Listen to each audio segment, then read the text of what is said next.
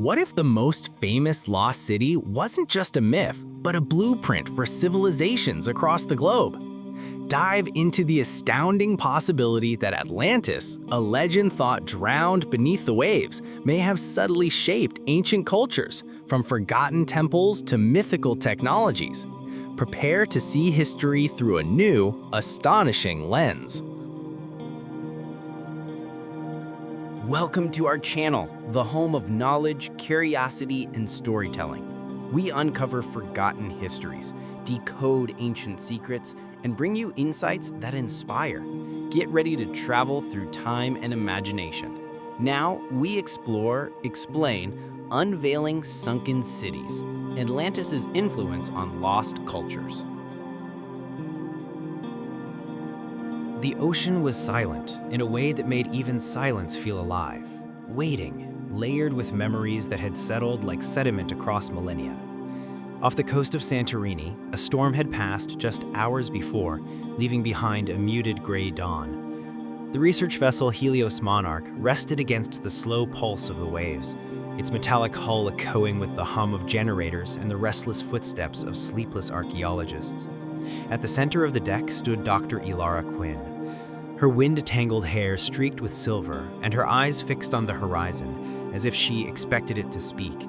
She had spent 20 years chasing whispers, myths of sunken cities, impossible ruins, inexplicable alignments, and every expedition ended with the same familiar ache of incompleteness.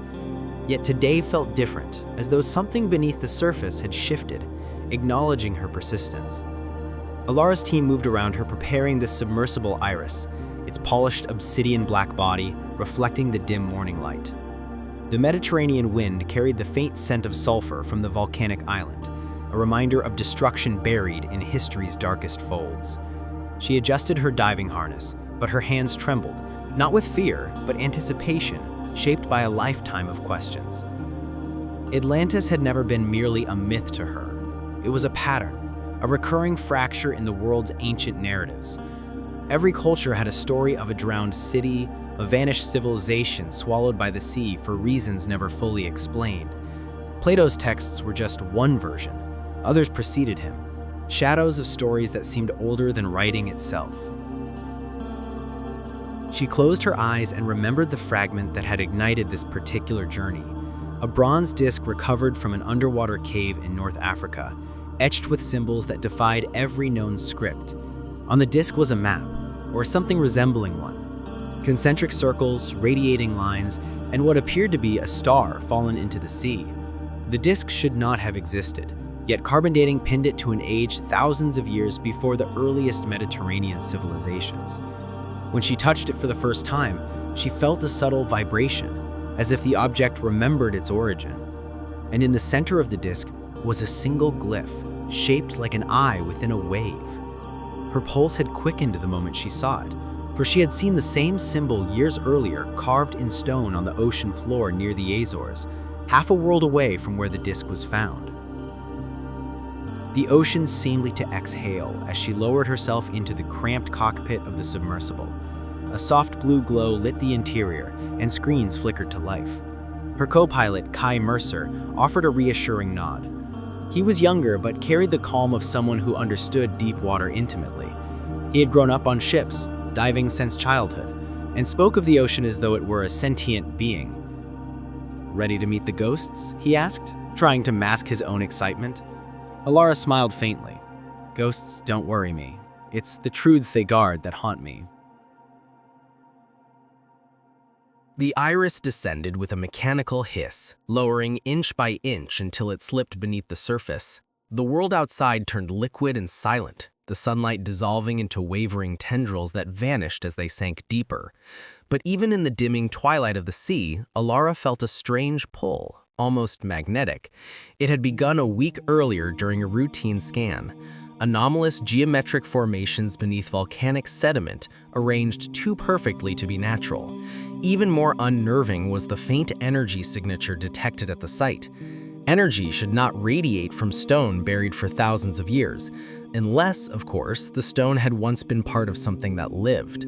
Silence wrapped around them as the submersible drifted downward.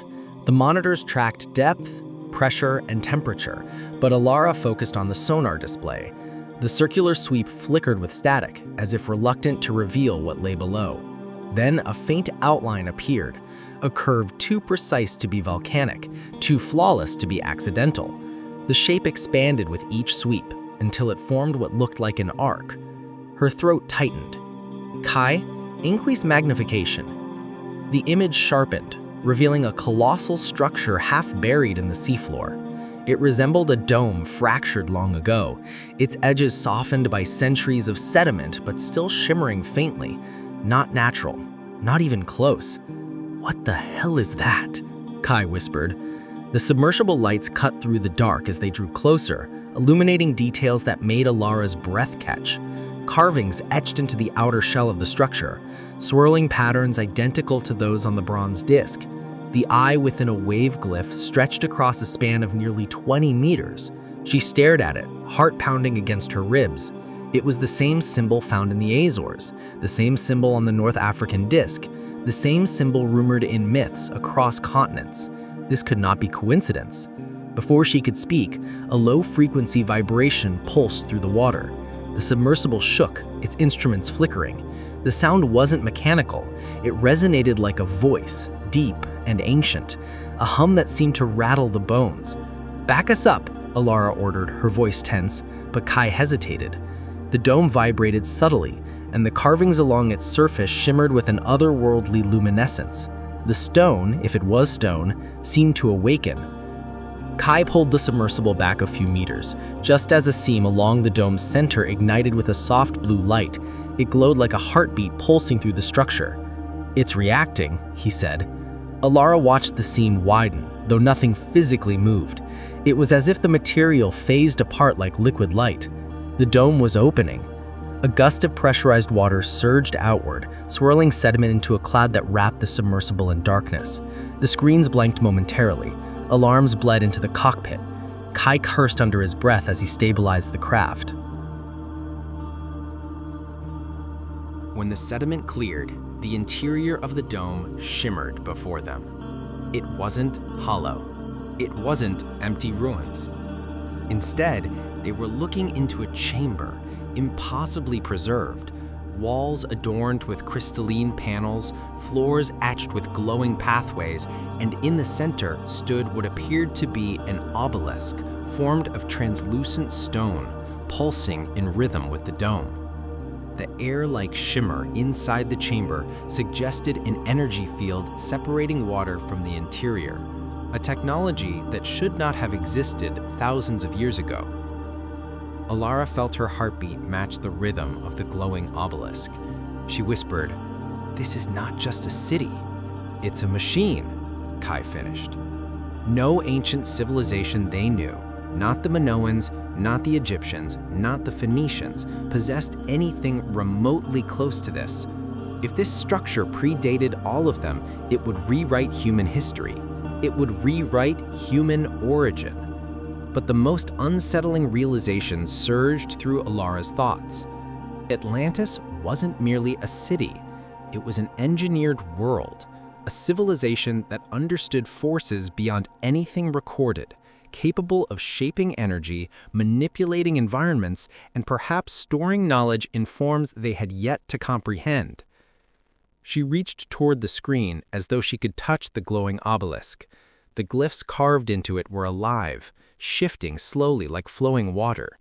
They were not written symbols. They were dynamic, reactive, responding to some presence, maybe the submersible, maybe her. The submersible sensors spiked with an energy surge that registered off-scale. Kai stiffened. If that pulse increases, it could overload. Before he finished, another vibration rippled through the sea. But this one was different. It wasn't mechanical, and it wasn't from the dome. It came from deeper, farther, like an echo from a hollow world. Then a faint pattern appeared on the obelisk, concentric circles, the same design on the bronze disc.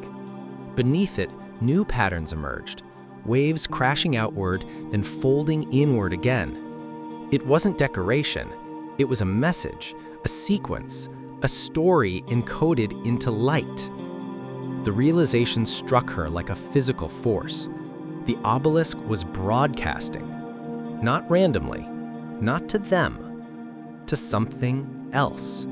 A transmission meant for a receiver that had once existed, maybe still existed, across the world. A network of cities, a lattice of knowledge spanning oceans.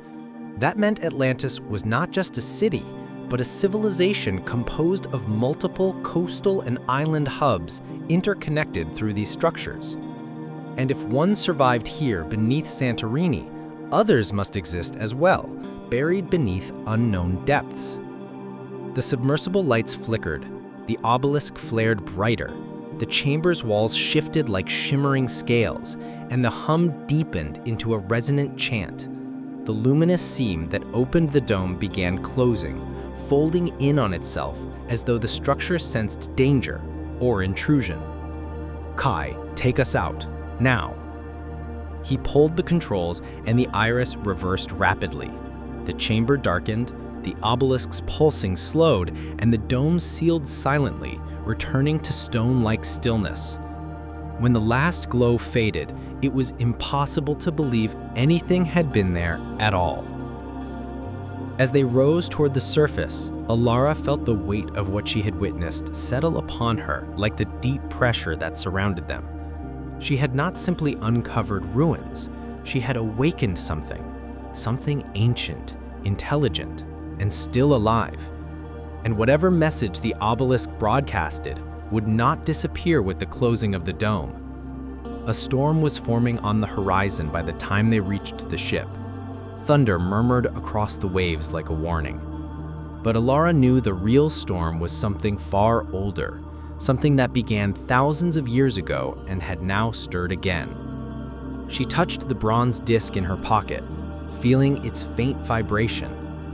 The disc had led her here, and now she feared it was ready to lead her somewhere much deeper, somewhere the world had forgotten, somewhere Atlantis had never truly died. The storm clawed across the sky throughout the night, as if the heavens were rewriting their own ancient myths, erasing and redrawing memories in strokes of lightning. The Helios monarch rocked violently, its deck shimmering under sheets of rain that struck with the sound of distant drums. Alara Quinn stood alone near the railing, drenched, but she did not move. Her eyes were fixed on the black sea that churned beneath her, as though something were rising from its depths, pressing against the surface from the other side. Every flicker of lightning illuminated the emptiness, yet she felt an undeniable presence lingering there, watching her with ancient patience. Her mind replayed the moment the dome awakened, the symbol pulsing like a heartbeat, the obelisk transmitting its silent message. She had been trained to analyze, to question, to challenge her own beliefs. But the truth she saw beneath the sea defied the boundaries of archaeology.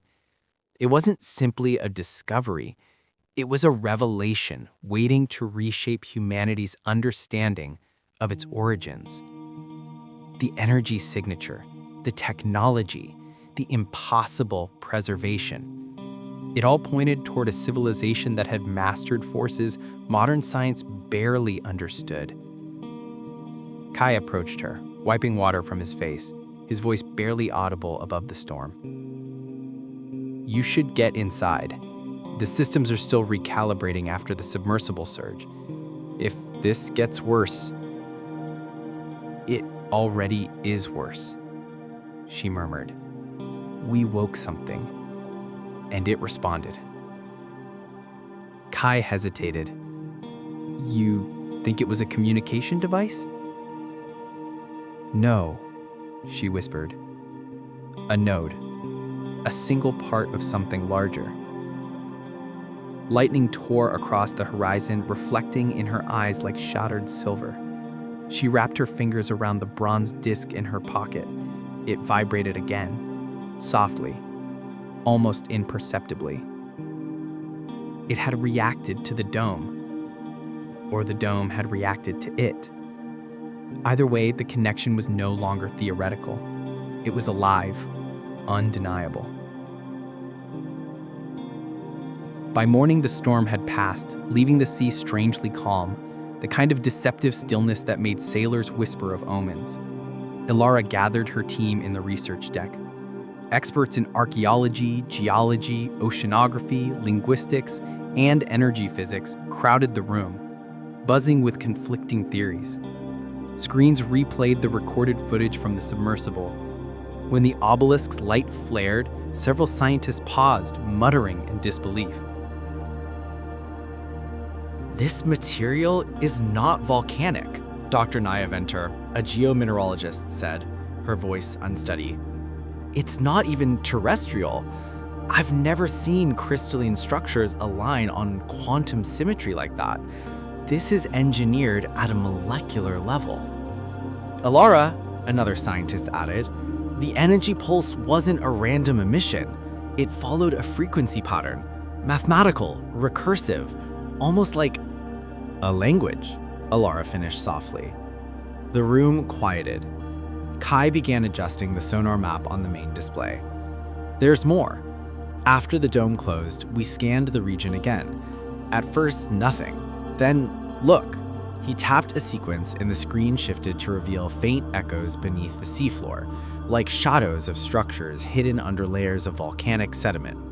These aren't geological formations. They're arranged too precisely.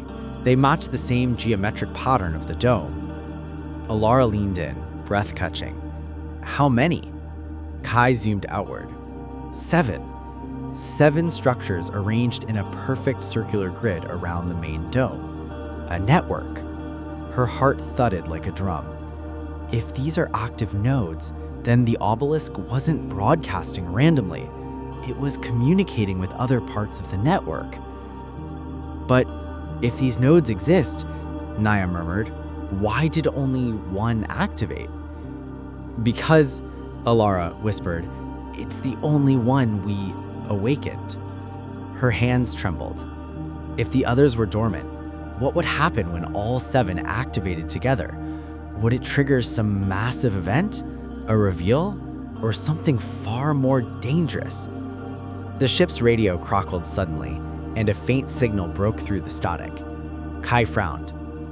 We're in open water. No nearby vessels should be transmitting on this frequency. The signal sharpened into a voice, calm, authoritative, and speaking in flawless English. This is the International Maritime Security Council. Research vessel Helios Monarch, you are ordered to acknowledge. Ilara exchanged a tense glance with Kai. He pressed the intercom. This is the Helios Monarch.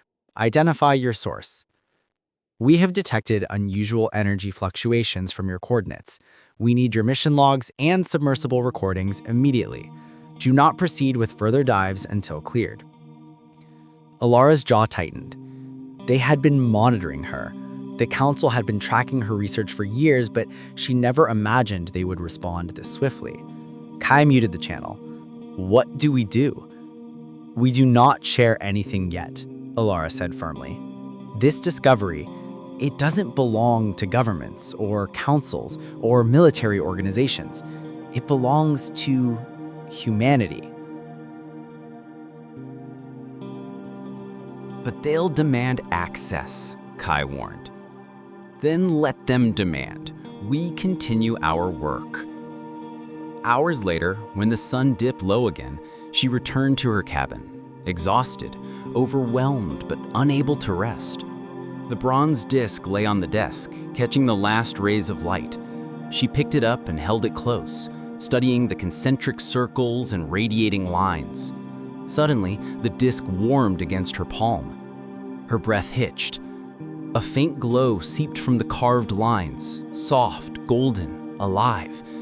She startled, dropping it onto the table where it continued to pulse like a miniature sun. She stared in disbelief. The disc had never done this before. The glow intensified, then stabilized. A projection rose above the disc, not a hologram, but a pattern of light shaped like fluid geometry moving slowly in spirals. It reminded her of the obelisk's glyphs. She recognized repeating sequences, the same curves, the same rhythmic pulses. It was a map, not of land, not of sea, but of energy lines threading across the planet like luminous veins.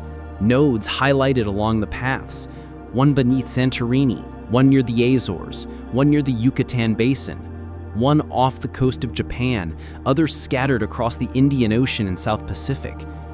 Her hands trembled. A global network. The discovery beneath Santorini wasn't unique.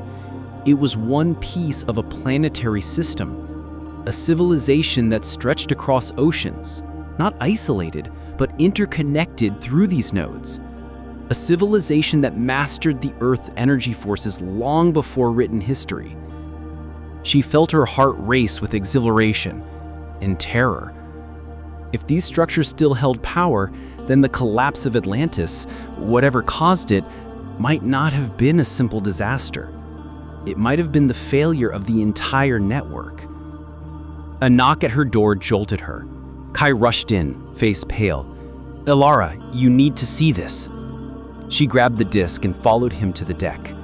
Crew members were gathered near the railing, pointing toward the water. The sea was glowing. Soft blue light swirled beneath the surface in slow spirals, forming shapes that drifted like living constellations. The glow expanded, stretching outward in a massive circle, as if something deep below were awakening. Elara's heart pounded. "Is it the dome?" a crew member asked. "No," she whispered. "It's something deeper." The center of the glowing circle intensified, forming a column of shimmering light that rose upward but stopped just beneath the surface. A resonance vibrated through the ship. Then, the voice came. Not through ears, not through hearing, through the mind.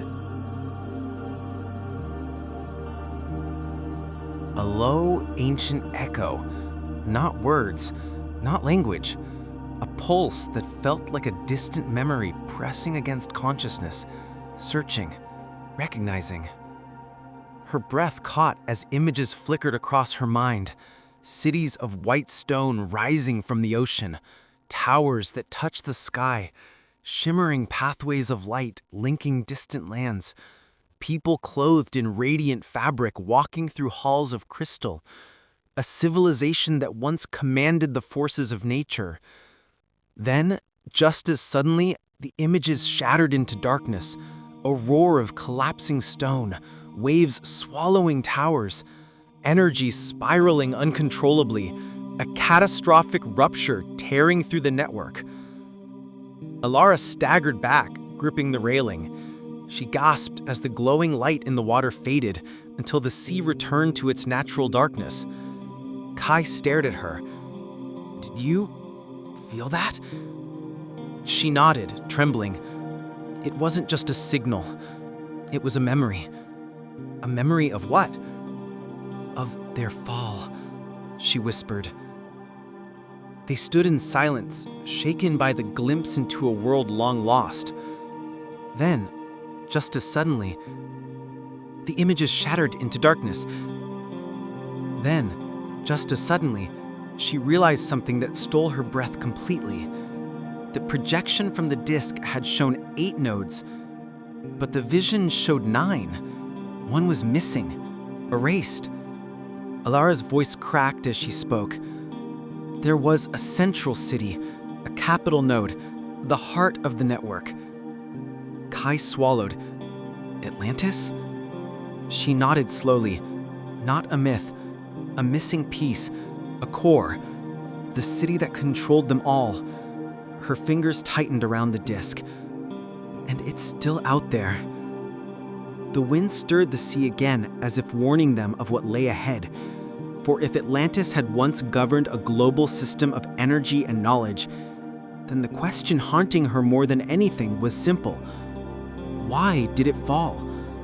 And what would happen if the network awakened again? The morning after the shimmering sea had spoken in memories, the Helios monarch felt eerily subdued, as if everyone aboard carried an unspoken weight. Conversations hushed when Alara walked through the corridors. Scientists who usually argued over microscopic mineral samples now stared blankly at the ocean, each lost in the vision that had gripped their minds. It was not ordinary. It was not scientific. No one had a vocabulary for what they had experienced: a telepathic echo, a shared hallucination, or a transmission older than civilization itself. Alara felt it more intensely than the others. The images replayed in her mind like a haunting film: towers forged from luminescent stone, currents of energy swirling through their foundations, voices singing and harmonics that felt like shifting light. Atlantis had flourished, not with brute technology, but with symbiotic resonance, using the Earth's own energy lines as arteries to build a thriving civilization. They had not conquered nature, they had harmonized with it. Until something broke, something they could not control. And now fragments of that ancient network were stirring again, responding to her presence, or more precisely, to the bronze disc she carried. The disc had become a key, an artifact fused with the last remaining intelligence of Atlantis. She returned to the lab where the projection had appeared the night before.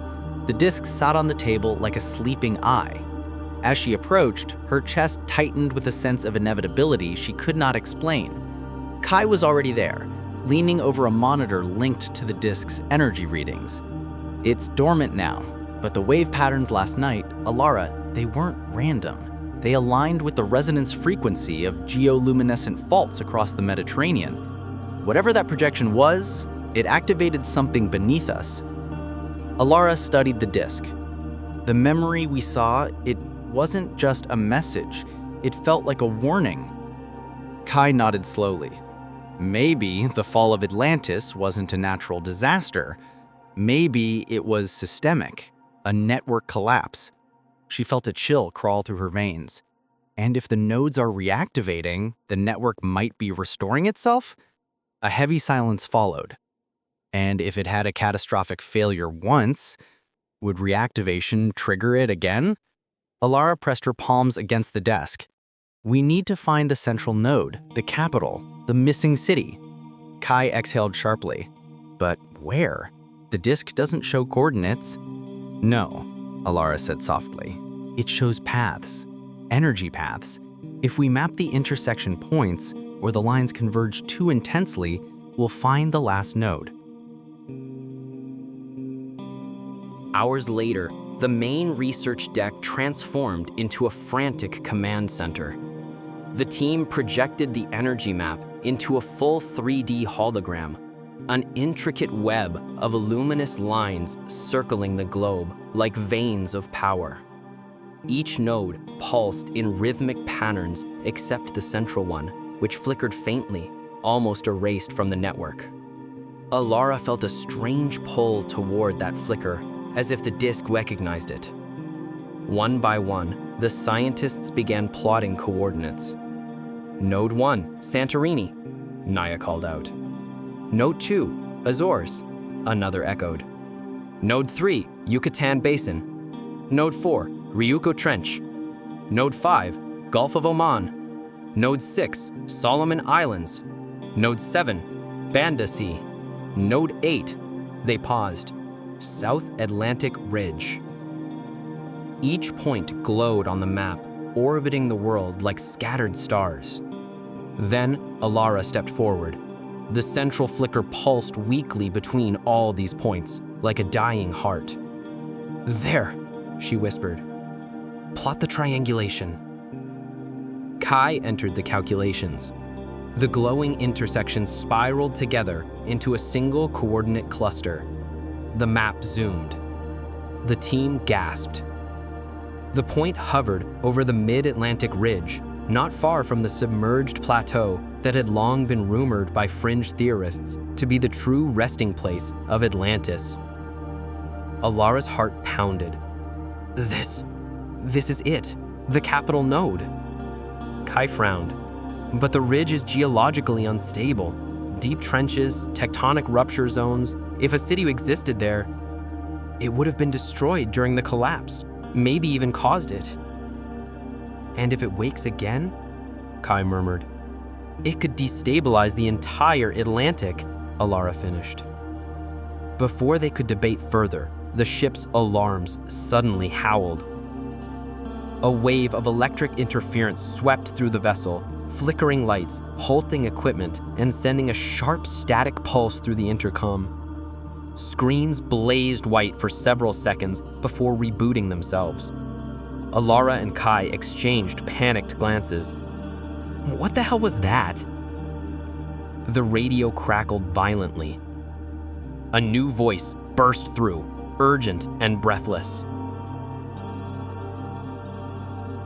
This is the Deep Sea Monitoring Station at Cape Verde. We've detected massive seismic anomalies across the Mid-Atlantic Ridge. Something is emitting sustained resonance pulses from a depth of nearly 4,000 meters. Alara's blood ran cold. It's awakening, she whispered. The voice continued, shouting over roaring static. The pulse signature matches one recorded near Santorini 20 hours ago. This is unprecedented. All research vessels are ordered to evacuate the region. Repeat, evacuate. The transmission cut off. Kai stared at Alara. The network is rebooting. She shook her head. It's searching. For what? She reached slowly into her pocket and pulled out the disc. For this. That night, sleep became impossible. Crew members whispered anxiously in the hallways. The wind carved hollow sounds across the ship, and the sea glimmered with faint streaks of blue light beneath the surface. The ocean felt alive in a way that unsettled even seasoned divers. When Alara finally lay down, the disc resting on the table beside her, a strange warmth filled the room. She opened her eyes. The disc was glowing again, silently, softly, like a heartbeat. She sat up. The lines on the disc began shifting, spiraling, reorganizing themselves into new patterns. The projection emerged again, but this time it wasn't a map. It was an image. A face. Not human as she understood. The features were delicate, elongated, the eyes filled with a shimmering depth that resembled liquid light. A voice formed, not through air, but inside her mind. You have awakened the memory of our fall. Alara froze. The voice felt old, so old that its age pressed against her skull with the weight of forgotten centuries. You have touched the key that binds our history. Her breath shook. Who are you? We were the keepers, stewards of the energy that breathes beneath your world. We built harmony into the Earth's pulses, but the pulse turned against us. The image shifted. Vision surged again, this time sharper, clearer. She saw the capital city towering above the ocean, crystalline towers humming with light. She saw thousands of Atlanteans moving through vast halls, guiding shimmering streams of energy that flowed like rivers in the sky. Then the image twisted. A surge, a rupture, a blinding cascade of light tearing through the city's heart, the crystal core melting into a white-hot spiral. Tectonic harmonics destabilized, energy paths overloaded. The system we crafted to protect the world began collapsing under its own magnitude. The city shook violently, its towers fracturing, light exploding outward in cataclysmic waves. She watched the Mediterranean nodes ignite, overwhelming themselves with feedback. And the fall consumed us. She saw the ocean claim the structures, saw the world crack open beneath the force of the collapse. The water swallowed the capitals, the nodes, the cities. Atlanteans vanished into darkness. The face returned. But our knowledge survived within the nodes and within the key you hold. Her throat tightened. Why show me this now? Because the network stirs again. Because the Earth's pulses destabilize once more. She felt the weight of the disc in her hand. What do you want me to do? You must find the heart, the capital, the core. You want me to restore it? She whispered. No, the voice said. Fear curled in her stomach. Destroy Atlantis? Destroy what remains, before the resonance awakens fully, and the fall repeats itself. Before she could speak again, the projection shattered into silence. The disc darkened. The air thinned, and Alara collapsed back onto the bed, trembling violently. She knew its meaning. She knew what it demanded. But Atlantis was not just a myth anymore. It was a lost civilization, a global network, a technological marvel that could rewrite human history. And she was being told to erase the last remnants of it forever. Her mind swirled in conflict. She could not destroy the greatest discovery in human history. She would not, but she would find it. She would reach the capital city. She would see what remained, and she would decide the fate of Atlantis herself. At dawn, she stepped onto the deck, the disc cold in her hand. Kai approached her quietly. Alara, where are we going? She met his eyes. To the mid-Atlantic ridge, to find the capital of Atlantis. Far across the sea, the Atlantic pulsed with faint glimmers of light, as if something deep below was waiting for her. Something ancient. Something alive. The storm that had gathered over the Aegean the night before seemed to have left behind a trembling silence, a kind of anticipatory breath that hung over the research vessel as it drifted above the coordinates Helena had extracted from the Nereid Codex.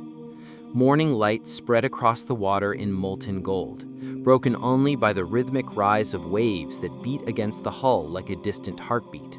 The crew moved quietly, their footsteps softened by the weight of expectation, as if the sea below listened to every sound and waited to echo it through time.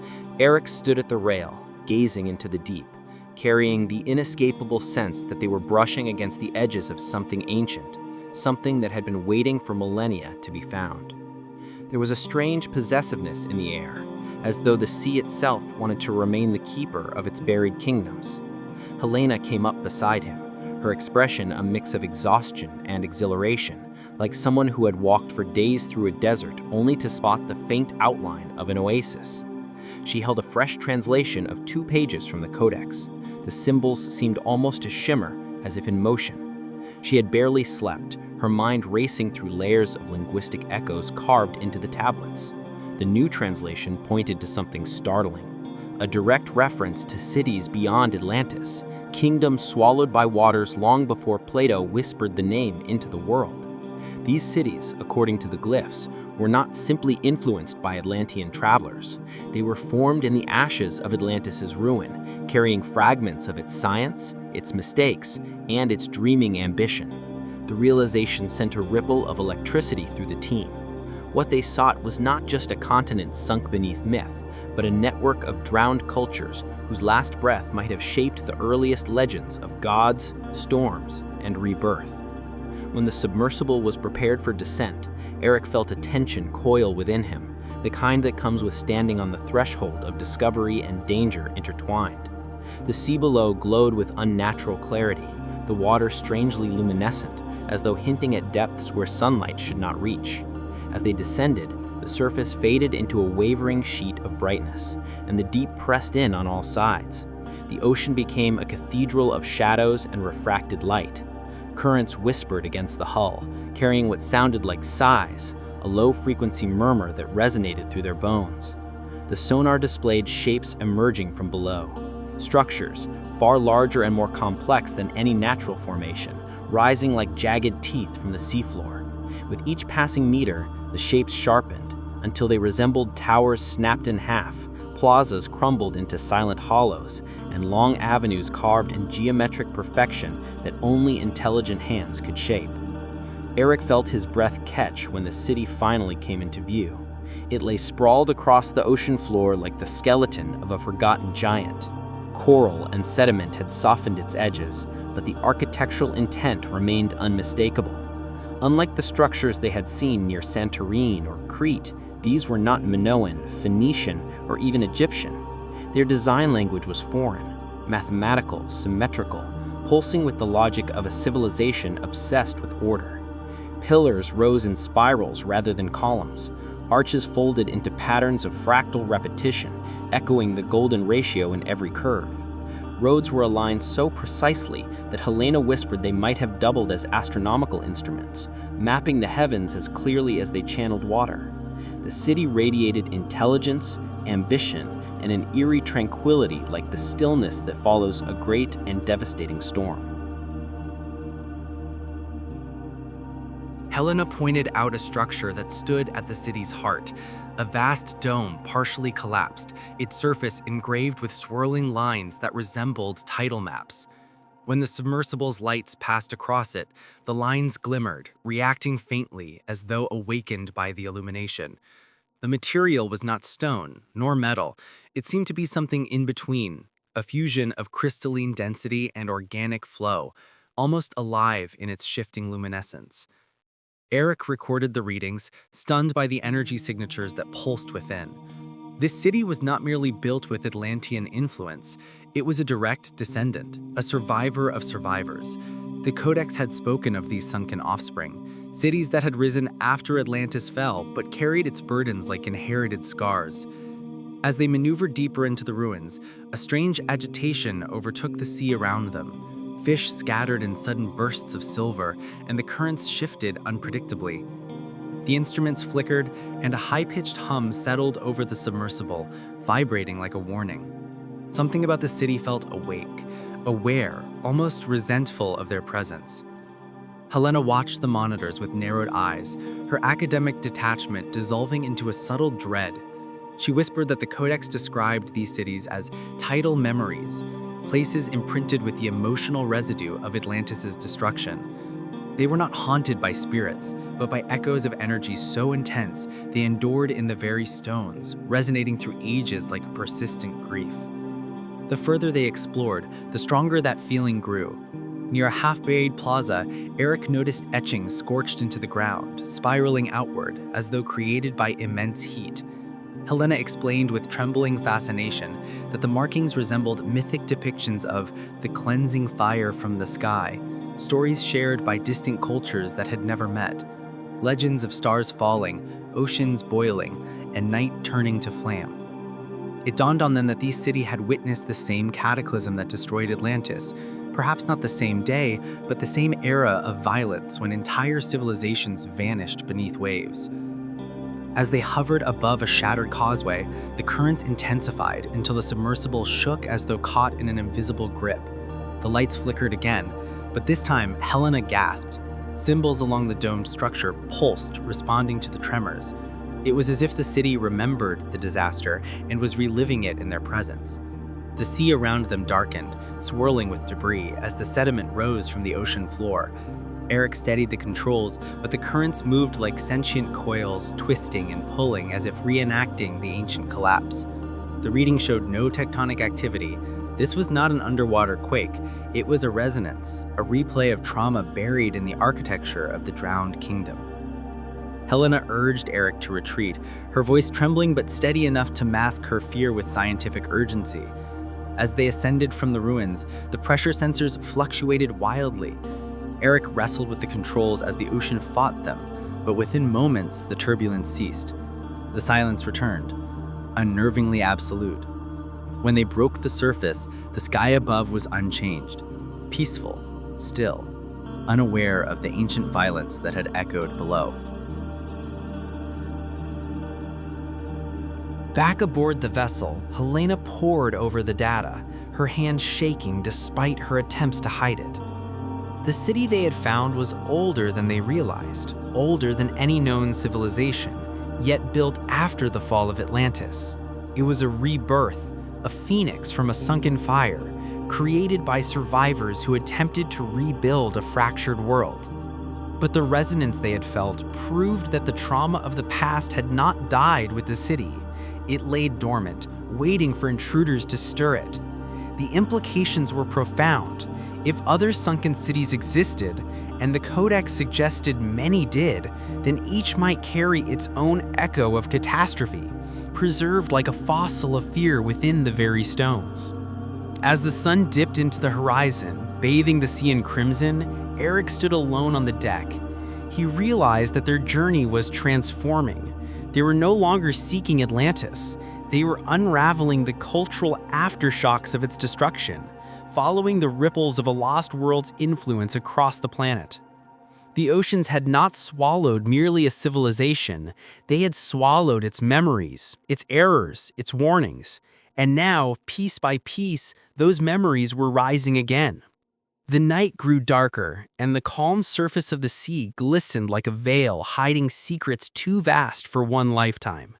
But the Codex had marked the next location, and Helena was already preparing for their next descent. Eric stared into the deep, knowing that the cities ahead might challenge everything they believed about humanity's origins, our myths, and the forgotten choices that once reshaped the world. The wind shifted over the darkening waves as the vessel cut through the deep waters separating the Aegean from the eastern Mediterranean. The sky held a muted glow, as if twilight lingered longer than usual, suspended by some unseen force that felt neither natural nor atmospheric. Eric stood near the bow, the cold metal railing beneath his palms grounding him against the weight of everything they had discovered. The ruins they had escaped still haunted his thoughts. The spiraling towers, the pulsing symbols, the strange awakening beneath the sea that felt less like geology and more like memory. Helena, exhausted yet tireless, worked below deck to decode anew pages of the Nereid Codex. But even she moved with a heaviness, as though the resonance of the sunken city clung to her like salt on her skin. Their next coordinates pointed toward an abyss deeper than any they had explored, a trench that sliced into the earth like a wound unhealed. The Codex referred to it only by a phrase as poetic as it was unsettling: the mouth of drowned suns. Helena believed the phrase indicated a place where the survivors of Atlantis fled after the fires and quakes had shattered their homeland. They attempted to rebuild there, constructing new sanctuaries beneath the sea, working with knowledge they carried across the chaos. But the Codex hinted at something darker, that the survivors had been changed by the catastrophe, burdened by an understanding of natural forces they could no longer control. The trench, then, was not merely a refuge, but a tomb of ambition and sorrow. By late evening, Helena emerged with a new translation. Her voice trembled not from fear, but from the magnitude of what she held in her hands. According to the Codex, the trench housed a structure unlike any they had encountered so far, an Atlantean archive built to preserve the final testimonies of their world. It was said to contain the fragmented histories of not just Atlantis, but the sunken kingdoms that had followed in its wake.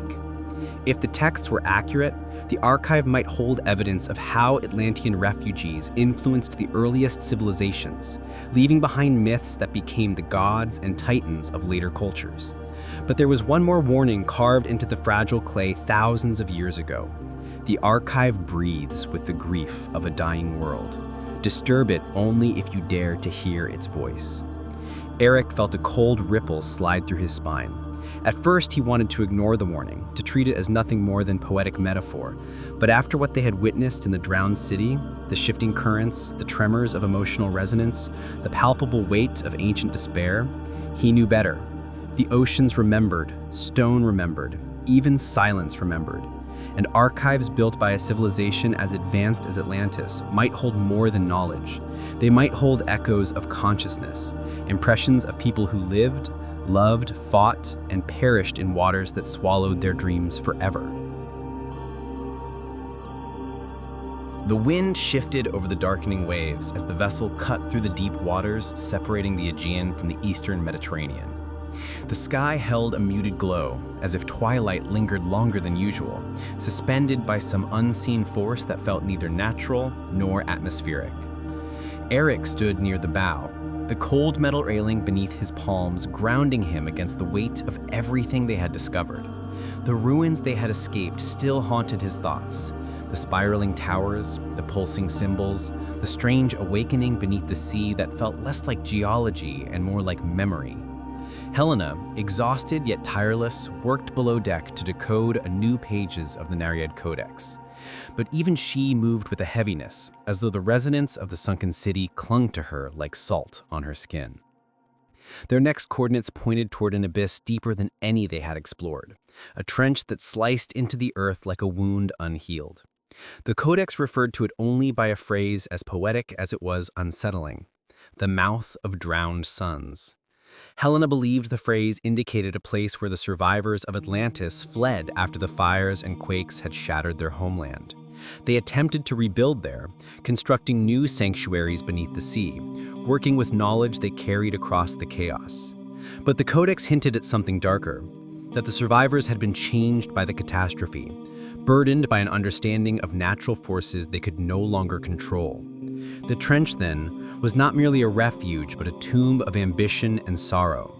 By late evening, Helena emerged with a new translation.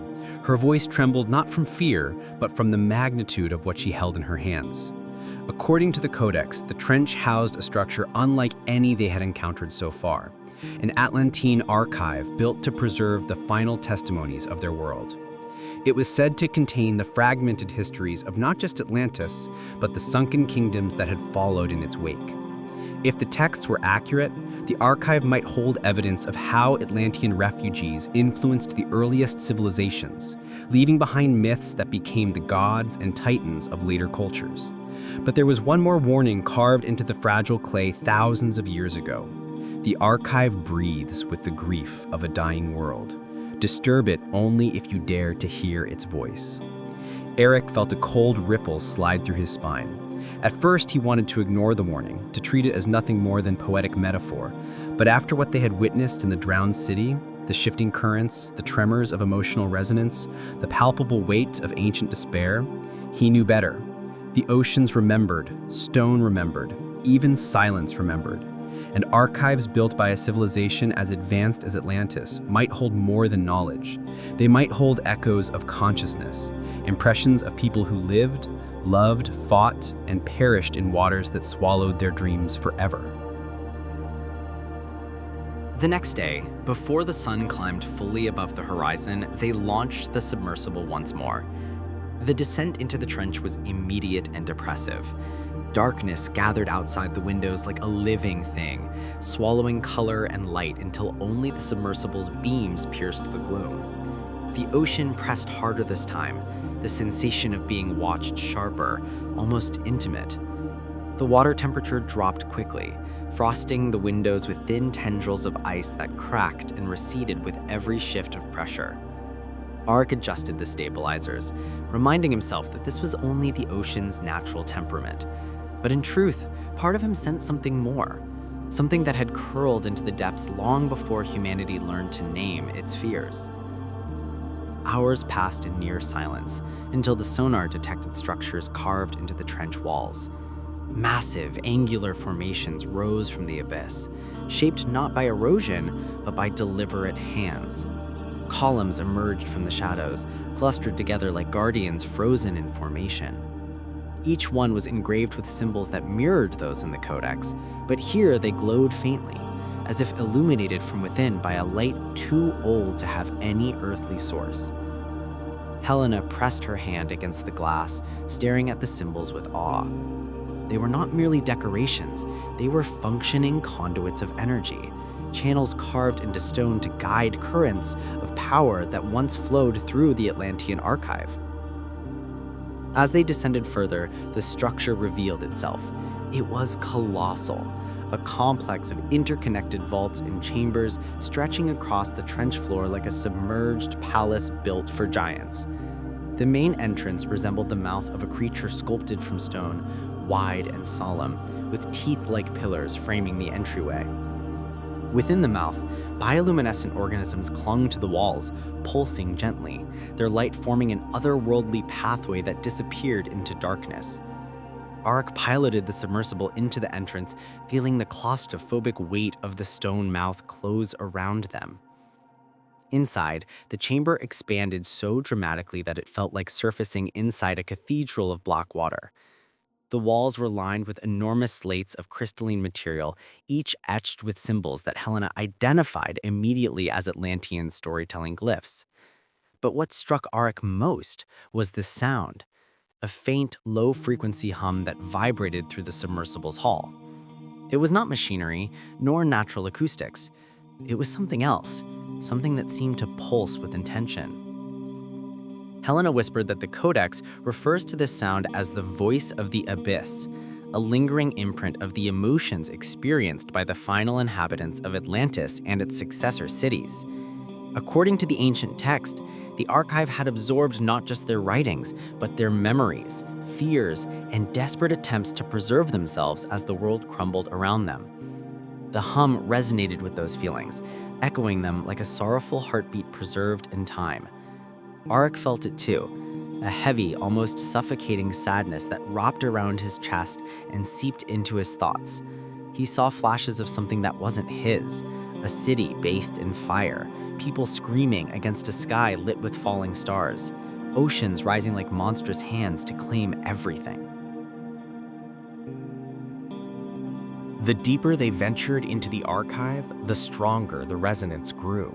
At one point, Helena had to steady herself, clutching the railing as tears streamed down her face. She had no explanation for the sudden grief that overtook her, only that it felt ancient, like mourning for something she had never known, but somehow carried within her. Eric tried to comfort her, but he felt the same weight pressing on his ribcage, whispering memories that were not his own. It became increasingly difficult to distinguish which emotions belonged to them and which belonged to the stone. Eventually, they reached the central vault, a chamber so vast its ceiling disappeared into darkness. In the center rose a monolithic structure shaped like a spiraling tower, its surface covered with millions of tiny etchings that seemed almost alive. The tower emitted a steady pulse of light, soft and rhythmic, like a slow, deliberate breath. Helena gasped, recognizing the structure instantly. It was the Echo Spire, referenced in the Codex as the heart of the Atlantean archives. It was said to contain the recorded consciousness of Atlantis' last scholars, a collective memory carved into crystalline stone that housed fragments of their thoughts, knowledge, regrets, and warnings. As the submersible approached the spire, the hum deepened, vibrating so intensely that Eric felt the sound move through his bones. Helena's eyes widened as she deciphered the carvings nearest to them, her voice trembling as she translated aloud. The glyphs spoke of the cataclysm that ended Atlantis, a convergence of celestial and terrestrial forces triggered by the misuse of an energy source they called the luminous tide. It was not a weapon, but an experiment gone wrong, an attempt to harness the planet's natural electromagnetic currents to stabilize their climate. Instead, they had destabilized it. The oceans rose violently, storms intensified beyond control, and entire tectonic plates shifted. The spire revealed something else, something far more disturbing. Survivors fled across the oceans, bringing with them fragments of Atlantean culture. They founded new settlements, some of which eventually sank as well. These drowned cities had carried the trauma of their ancestors, embedding it deep within their walls, creating the resonances Eric and Helena had felt. The survivors had tried to warn the future through symbols, myths, and oral traditions. They became the ancient gods, the sky people, the fire-bringers worshipped by early civilizations. Their warnings were distorted over millennia, but they had always been the same. Great power commands great humility, or the world will rise to reclaim balance. But the spire held a final message, one carved in larger glyphs at its base. As Helena read it aloud, her voice broke. It warned that Earth's natural cycles would one day align again, creating conditions similar to those that had once drowned Atlantis. The planet, the glyph suggested, operated like a breathing entity, expanding and contracting across eons.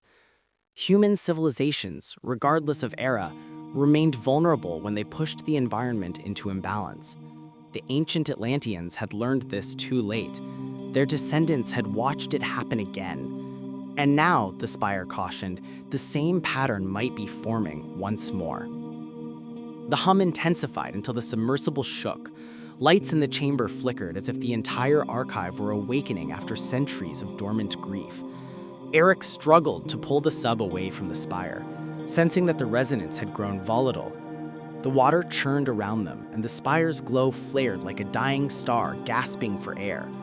Helena shouted warnings as chunks of crystalline material dislodged from the chamber walls.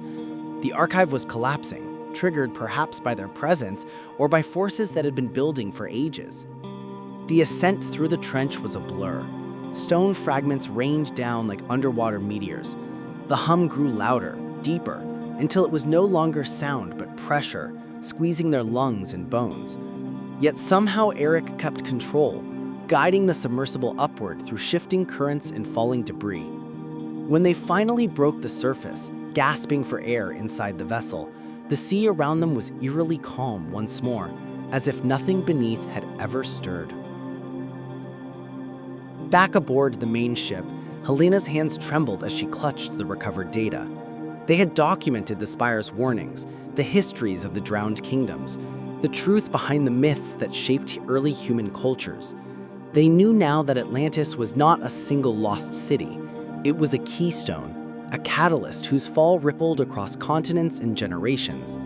Its descendants built, fell, remembered, and forgot, their stories dissolving into the sea until only faint echoes remained. Those echoes had guided Eric and Helena here, across oceans and into the depths of memory itself. As the dawn broke across the horizon, painting the sky in soft hues of gold and rose, Eric stood on deck with Helena beside him. The weight of their discovery settled over them not as fear, but as solemn responsibility. Atlantis' last message was not a myth, but a plea, a whisper carried across time, urging future civilizations to learn from the mistakes carved into drowned stone. Helena looked out at the shimmering water and murmured that, perhaps the ocean in swallowing these ancient cities had not sought to bury them, but to preserve them, like letters sealed in an envelope of salt and darkness, waiting for the right hands to open them. Eric nodded slowly, knowing that their journey was far from over. They had awakened something. Knowledge, memory, perhaps even destiny. And as the sun rose higher, casting light across an ocean that held more secrets than stars in the sky, the world seemed to breathe around them, ancient and alive, waiting for humanity to listen at last. The storm rolled in before dawn, a thick wall of gray swallowing the horizon as if the sky itself had remembered something ancient and terrible. Eric stood on the deck long before the others awoke, watching the waves rise and fold into themselves with a slow, deliberate menace. The sea no longer felt like a vast, indifferent expanse. It felt alive, weighted with a consciousness that pressed against the vessel from all directions. It was as if the ocean had heard the awakening of the Atlantean archive in the trench and was now stirring with the restless memories of everything it had consumed. Eric felt that sensation deep in his bones, a hum he could not shake, an echo of grief that reverberated through water, metal, and blood. Helena joined him quietly, her hair whipping in the wind, her eyes rimmed with exhaustion that no sleep seemed capable of curing. Since their encounter with the Echo Spire, she had been haunted by dreams, visions of cities collapsing into golden torrents, people screaming beneath skies shattered by lightning, and structures carved from crystalline stone cracking under the force of rising seas. Eric had not confessed it, but he too had begun to dream the same fragmented images. Sometimes he awoke gasping, certain that water had filled his lungs. The resonance of the archive had embedded itself into both of them, threading ancient memories through their thoughts like invasive vines. They both sensed the shift in the world's rhythm, though neither dared to articulate it directly. They had not left the past behind in that trench. The past had followed them. The coordinates left by the spire pointed far south, toward waters that had been feared by sailors for centuries. Maps referred to the region only vaguely, with unfinished cartographic lines and warnings scrawled in margins by seafarers who had vanished trying to chart its depths. The Codex spoke of this place with the reverence and trembling fear, the realm of shattered horizons, a domain where remnants of multiple lost cultures converged, fractured by calamities, but preserved by the sea's cold grip. Helena believed it was the meeting point of several ancient migrations, survivors of Atlantis, survivors of its daughter cities, and survivors of civilizations whose names had never reached the land-bound chronicles of history. When the storm finally broke, it did so with sudden violence, drenching the deck in sheets of rain that obliterated the distant sky.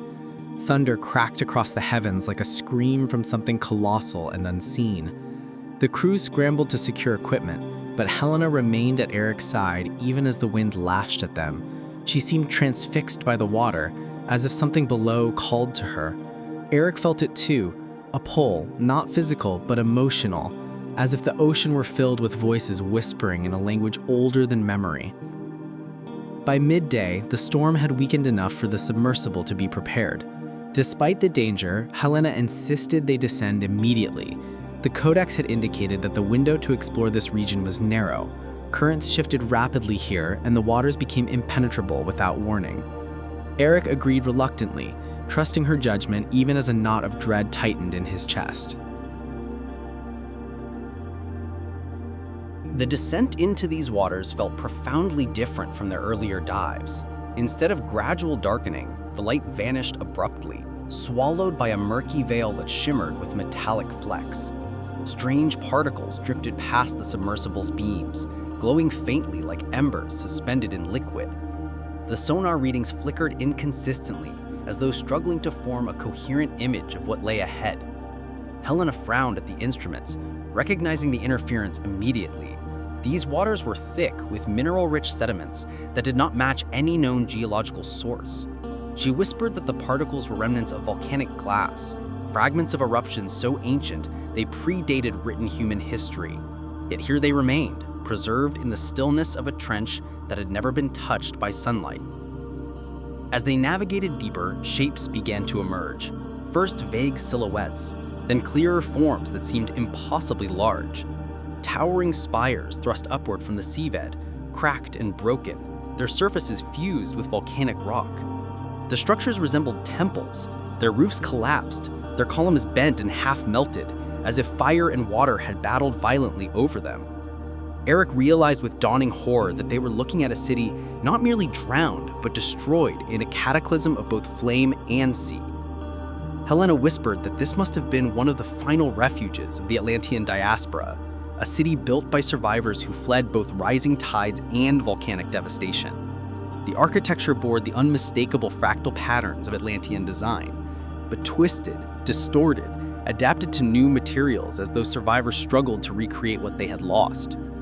Here, the buildings leaned into the seabed at odd angles, their foundations buried beneath black sediment, their highest towers broken into jagged shards that stretched like accusing fingers toward the surface.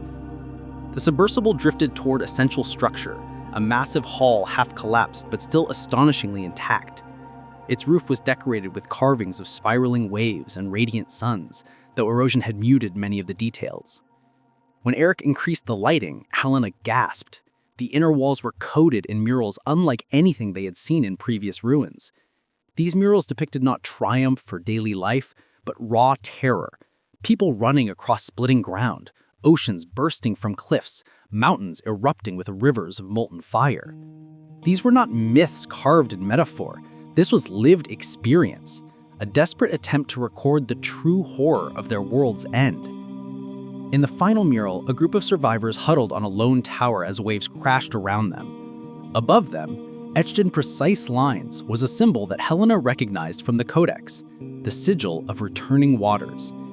It represented the Atlantean belief that Earth's cycles would turn again, that destruction was never final, but part of a repeating cosmic pulse.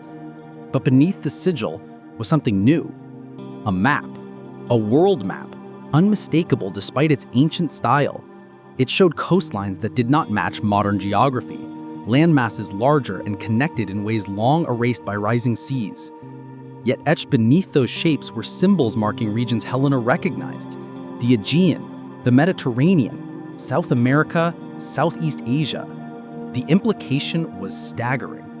survivors had spread farther than historians ever imagined. Their influence extended across oceans, shaping cultures thousands of years later through myths of sky gods, sea deities, and fiery punishers. Eric and Helena were so drawn into the murals that neither noticed the submersible sensors spiking until the alarm sounded. A tremor rolled through the water, slow at first, then violently. The structures around them shuddered, releasing clouds of ancient ash that billowed like ghostly shadows.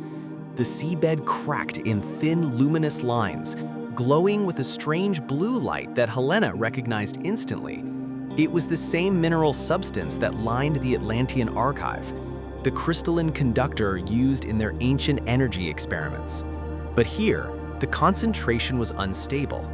The tremor intensified, and the blue cracks pulsed like veins in the earth, beating with the rhythm of something waking after long slumber. Eric piloted the submersible upward, but the water above churned as if blocking their ascent. Columns toppled behind them with explosive plumes of sediment. The city was collapsing, not from their presence alone, but from a geological pressure that had been building for centuries. Helena shouted readings, temperature spikes, magnetic interference, and seismic waves converging from multiple directions. This was not coincidence. This entire region was reactivating, repeating the disasters that had drowned it long ago. As they fought toward the surface, Helena looked back at the ruins, tears streaming down her face as the last remnants of the murals vanished behind clouds of darkness. She whispered that the city's death was not random. It was part of the breathing cycle described in the Codex, the expansion and contraction of the Earth's great forces. The same forces that destroyed Atlantis, that drowned its daughter cities, and that had been dormant for millennia. Now they were stirring again.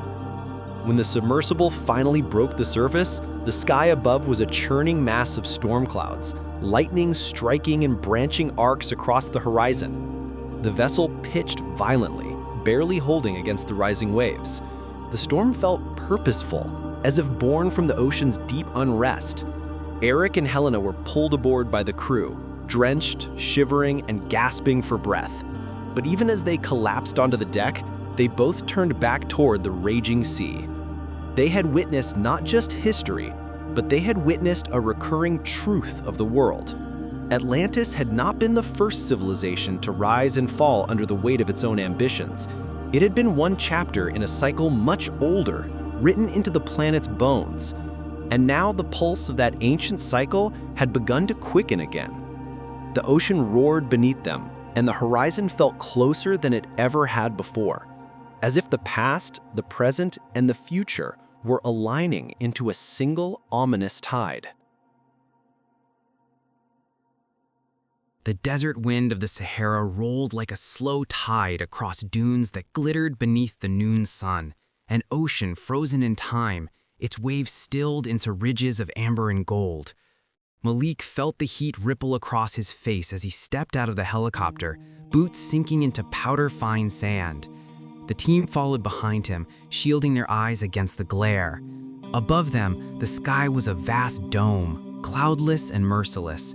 Yet it was this brutal emptiness that had drawn them here. Somewhere beneath these dunes, far from the ruins of Thonis Heraklion, far from the volcanic scars of Santorini, far from the submerged Atlantean Hall, lay a silence that connected continents. A silence encoded in ancient myths, geological transformations, and cultural memories scattered across civilizations. The Sahara, once a sprawling savanna teeming with rivers and lakes, might hold the next key to Atlantis' legacy. Dr. Helena Sarvos was the first to break the silence. Her voice trembled not from fear, but from the overwhelming sense of possibility. 10,000 years ago, this wasn't a desert, she said, pointing toward the horizon. It was a world of rivers, elephants, hippos, lush plains. People lived here, built here, migrated through here. If Atlantis influenced early cultures, this would have been one of the pathways. The Sahara wouldn't have separated worlds, it connected them. Aisha knelt beside a partially exposed outcrop, brushing away sand to reveal smooth, circular grooves etched into the stone. They resembled water channels, carvings of spirals similar to the Atlantean glyphs found in the Hall of the Seven Currents. Malik's pulse quickened. These spiral lines appeared across cultures from Ireland to Morocco, from Bolivia to Egypt. But this pattern, here in the Sahara, was identical to the one engraved into the Atlantean energy dais beneath the Mediterranean. This could no longer be coincidence. A civilization had traveled far, bringing its ideas, technologies, or symbols across continents, perhaps not as conquerors, but as mentors, navigators, refugees, or ambassadors. The team moved toward a cluster of outcrops, where geological anomalies had been detected through satellite scans. Recently, LiDAR imaging had revealed massive circular formations buried beneath the sands. Geological structures some had dismissed as natural, but their perfect geometry suggested something more. As the team reached the rise of a dune, the ground below opened into a vast depression. Malik's breath caught in his throat. The formation below them looked like an enormous set of concentric rings. Natural erosion perhaps, but eerily reminiscent of the descriptions Plato gave of Atlantis. But unlike Plato's island capital, this was not an oceanic formation. It was terrestrial, carved into bedrock, then buried by millennia of shifting sands. The Richat structure, Aisha whispered. The Eye of the Sahara. Dr. Helena nodded. She had seen it only in satellite photos, but standing here, at its edge, the structure felt alive. An ancient monument made not of stone blocks, but of the earth itself, a colossal fingerprint in the landscape. Though mainstream geology attributed its creation to erosion and uplift, the circular symmetry had baffled researchers for decades. Some dismissed any Atlantean connection as pseudo-archaeology, but Helena knew nature rarely carved such perfect rings without immense singular events. Impact? Volcanism? Uplift? Or was the natural structure adopted, modified, or revered by prehistoric cultures? Malik crouched, scooping a handful of sand, letting it slip through his fingers. If this wasn't Atlantis, he murmured, maybe it inspired the legends. Maybe survivors who fled the collapse traveled here, carrying memories of their circular homeland. Aisha corrected softly. Or maybe this place came first, a prototype, a memory older than the Mediterranean. They began the descent toward the outer ring. The sloped walls rose around them like titanic stone ribs. The air cooled within the depression, and the wind softened, creating a strange stillness. Every sound echoed. Aisha stopped suddenly, noticing faint markings on a flat slab jutting from the earth. Malik hurried over to assist as she cleared away sand with careful strokes. The glyphs that emerged beneath her touch were unmistakable. Spirals, intersecting triangles, and elongated wave symbols that matched those from Atlantis. It made no sense. The Richat structure was millions of years old, far older than human civilization, yet the carvings were clearly man-made and weathered by thousands of years. The structure is natural, Helena said slowly, but the symbols aren't.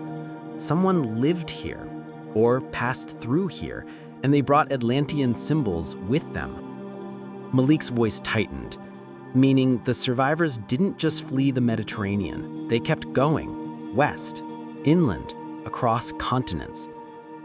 A gust of wind swept through the basin, swirling dust into intricate shapes that drifted like whispers. Aisha traced one of the spirals, feeling the cold stone beneath her fingertips. They weren't only builders, she murmured. They were map makers, story keepers. They encoded routes, knowledge, warnings. These spirals, they represent not just water, but currents of migration, currents of civilization. The team set up camp along the inner ring wall, where a shallow cave had been detected. As night fell, the temperature dropped sharply. Stars emerged with astonishing clarity, unpolluted by city lights. The Milky Way arched overhead like a river of white fire. Malik watched the sky for a long time. Ancient cultures had navigated oceans using these same constellations. Atlantean sailors, if they existed, would have followed the stars too. Perhaps their knowledge had traveled farther than scholars ever imagined.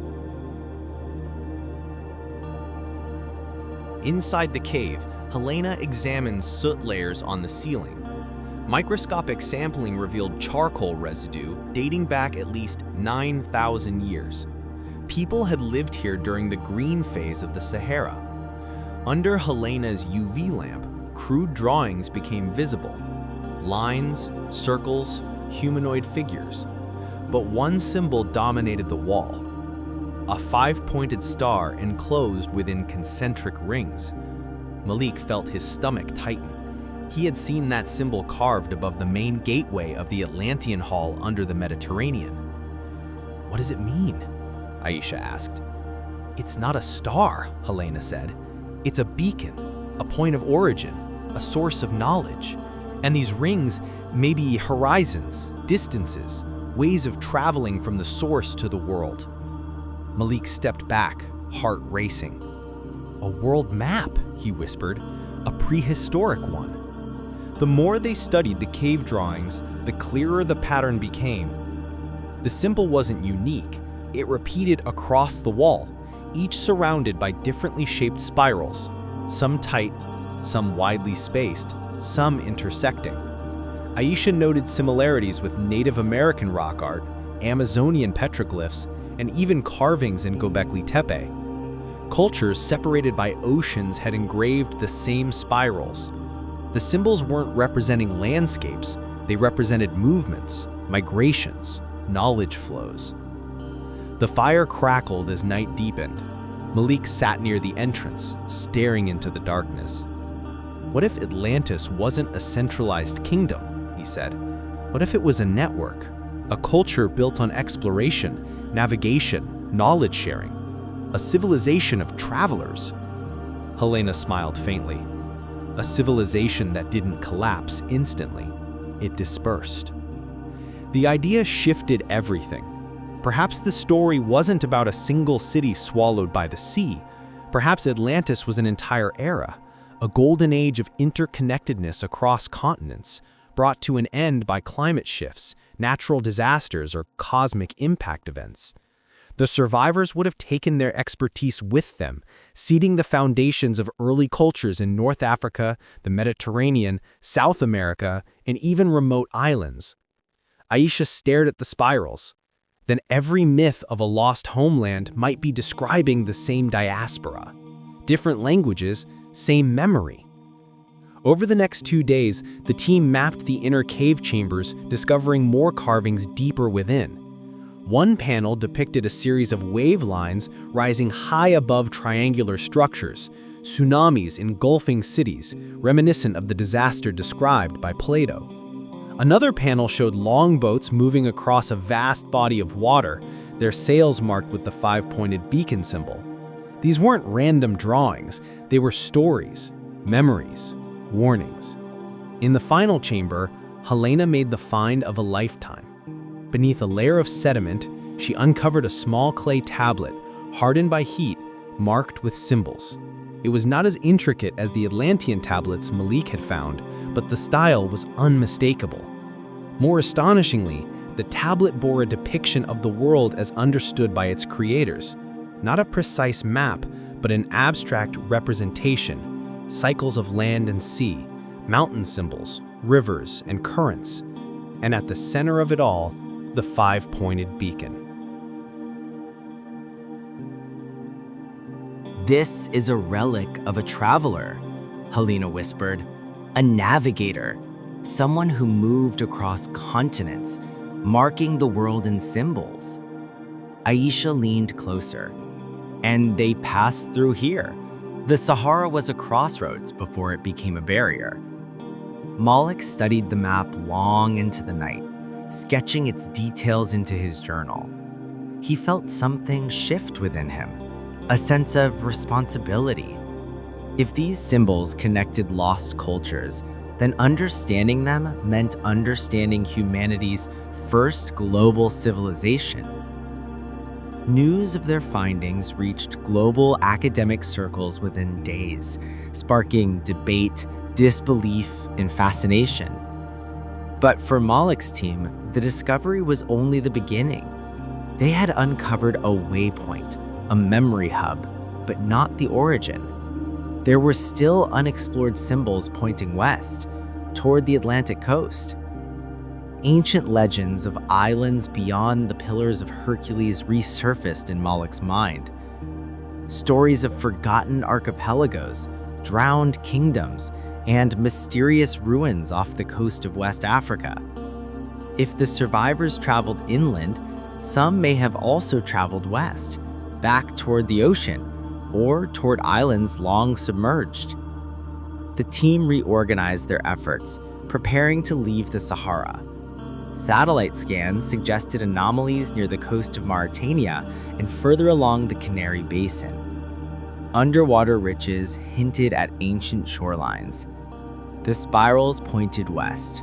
The legacy of Atlantis pointed west. On their final evening in the Sahara, Malik watched the sunset bleed across the desert, casting the rings of the rechat structure and shades of fire. The wind whispered through the basin like the voice of an ancient navigator calling across time. He closed his eyes. They were no longer just uncovering artifacts. They were following a trail left by ancestors who refused to let their knowledge die. A trail across continents, cultures, and oceans, a map of humanity's forgotten past. And the next step lay beyond the desert, beneath the waves of the Atlantic, where the story of Atlantis had first begun. The ocean was merciless in its expanse, stretching farther than the eye could comprehend, a mirror of silver under the dying light of dusk. Waves rose and fell like the heartbeat of the world itself, and the vessel cutting through them seemed almost insignificant, a small island of determination in a living, breathing sea. Malik stood at the bow, wind and spray battering his face, and felt the hum of anticipation travel through his bones. The Sahara had given them a map, a waypoint of knowledge, a clue that survivors of Atlantis had carried their legacy across continents. Now, beyond the desert, beyond the Atlantic horizon, lay the next mystery: submerged lands, sunken cities, and perhaps the original islands that had cradled the last breath of Atlantean civilization. Helena joined him quietly, eyes scanning the waters as if she could read the currents like pages in a book. "The Codex mentions the western reaches," she murmured, tracing the path of their GPS coordinates with her finger. "Regions beyond known maps, where the sea claimed islands that once held scholars, artisans, and engineers. Places where the survivors tried to rebuild, carrying fragments of everything they knew, and everything they had failed to protect." Her voice trembled slightly, caught between awe and fear. "If we find these ruins, we might understand how Atlantean knowledge spread to early civilizations across the Americas, Europe, and Africa simultaneously." The crew worked silently below deck, adjusting sonar equipment and deep-sea scanners, preparing for what would be the most dangerous descent yet. Currents here were treacherous, with sudden plunges and riptides, shaped by geological forces that had shifted continents over millennia. The Codex's notes were cryptic but consistent. The islands of knowledge await in the deep, but the water remembers. Helena had insisted on a live translation of the Codex during the dive, believing that understanding the ancient warnings in real time could prevent catastrophe.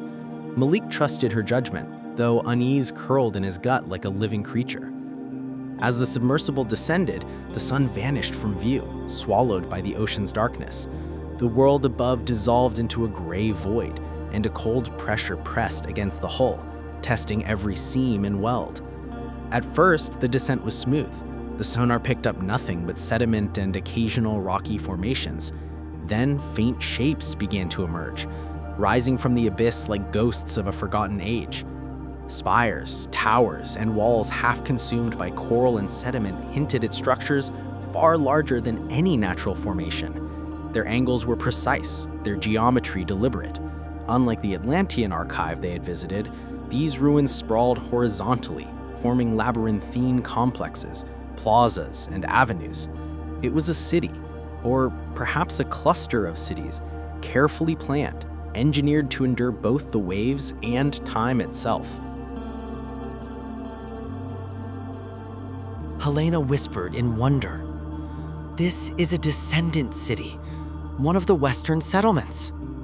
They weren't just survivors. They were architects, carrying knowledge forward, trying to rebuild what was lost. Her hands moved over the console as she translated glyphs embedded in the sonar scans, discovering shapes that resembled Atlantean symbols, spirals, stars within concentric rings, lines resembling tidal currents. The architecture suggested both familiarity and adaptation, Atlantean design modified to a new environment, taking cues from the Atlantic seabed itself. Coral growth and sediment had softened the lines, but the human intelligence behind every curve and angle remained unmistakable. As they explored deeper, currents strengthened. The submersible pitched and rolled as though the ocean itself sought to warn them away. Eric, piloting from the front console, struggled to maintain a steady course. The water shimmered with a strange luminescence, bioluminescent organisms reacting to the presence of the sub, tracing paths that highlighted corridors and streets beneath the waves. Here, in these Western ruins, it became clear that the survivors had not only rebuilt, they had flourished, mastering technologies lost to time. Water channels, energy conduits, and crystal lattices, some emitting faint electromagnetic fields, hinted at advanced Atlantean knowledge. The Codex had called these islands of memory, repositories where the survivors stored their knowledge, encoded both in stone and energy patterns to survive the forgetfulness of millennia. Hours passed as they navigated the labyrinth of ruins. Helena pointed out a central structure, larger than the others, circular, crowned with a dome partially collapsed. It resonated faintly, as if alive. Malik adjusted the submersible sensors. The readings were extraordinary. Pulses of energy, patterns consistent with what they had detected at the echospire, though less intense. The city is awake. It remembers its founders, their triumphs, their errors. The walls beneath them seemed to pulse rhythmically, echoing through the hull, vibrating their bones, awakening memories not their own. It was as though the city carried within it the consciousness of its builders, and the ocean simply acted as a conduit. Exploring corridors and plazas, they encountered carvings that told stories of survival, voyages across the Atlantic, and encounters with distant cultures. Ships etched in stone carried figures marked with spirals and stars, the same symbols found in the Sahara and in the Atlantean archive. Scenes depicted human migrations, exchanges of knowledge, and attempts to preserve harmony with nature. The images were vivid, frighteningly so, capturing the desperation, hope, and intellect of a civilization aware of its fragility. One mural depicted a rising sun over a fractured coastline, waves overwhelming cities, and figures clinging to towers, just as the Codex described the fall of Atlantis. Yet other panels celebrated ingenuity, canals, aqueducts, energy harnessing devices, and astronomical observatories, showing that the survivors had applied lessons from catastrophe with both humility and ambition. As they drifted through a central plaza, the currents grew turbulent, pulling the submersible toward a collapsed chamber. Sediment swirled like smoke, obscuring visibility. Helena's voice was urgent as she translated glyphs projected by the sub-scanners. Beware the heart, disturb only if the world must remember. Malik tightened his grip on the controls, steering carefully as the hull vibrated under invisible pressure. The chamber's energy signature intensified, the reading spiked, emitting a pulse that resonated with the deepest frequency of the sub's hull. For a moment, the ocean itself seemed to pulse with their heartbeat, reminding them that these were not inert ruins. These were sentient archives, living memory encoded into crystal, stone, and water.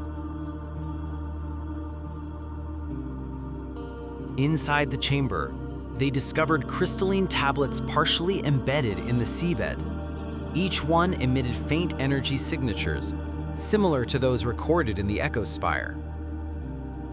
Helena explained that these were not mere inscriptions.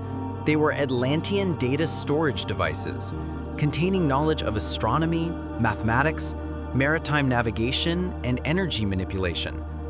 Unlike the archive in the Mediterranean, these tablets were distributed, decentralized, and intentional design to survive disaster. The city itself was a vast network, the ruins acting as both protection and amplifier, allowing memory to persist despite centuries of subversion. As they documented the tablets, a deep vibration began reverberating through the water, growing steadily. The currents turned chaotic, twisting around the submersible as if alive, dragging it toward a central dome. Energy readings spiked, and the walls of the chamber glowed faintly with long, dormant power. Malik struggled against the pull. The ocean felt deliberate, intelligent. Helena shouted translations as symbols along the dome responded to their presence, pulsing in time with the sub's own energy field. The resonance was not hostile, but declarative, a reminder that the city remembered its creators and their purpose. It was warning, teaching, and preserving all at once. Helena touched the console reverently. These cities were designed to outlive their creators, to guide the future. Atlantis didn't vanish. It evolved, spread, and left fragments of itself across oceans and continents. This is one of its Western offspring. Hours passed as the team cataloged the ruins, recording architectural patterns, energy fields, and inscriptions. Each discovery reinforced the idea that Atlantis' survivors had intentionally sown knowledge across the globe. Their migrations explained uncanny similarities between distant cultures: megalithic construction in Europe, astronomical alignment in South America, navigation techniques in Africa.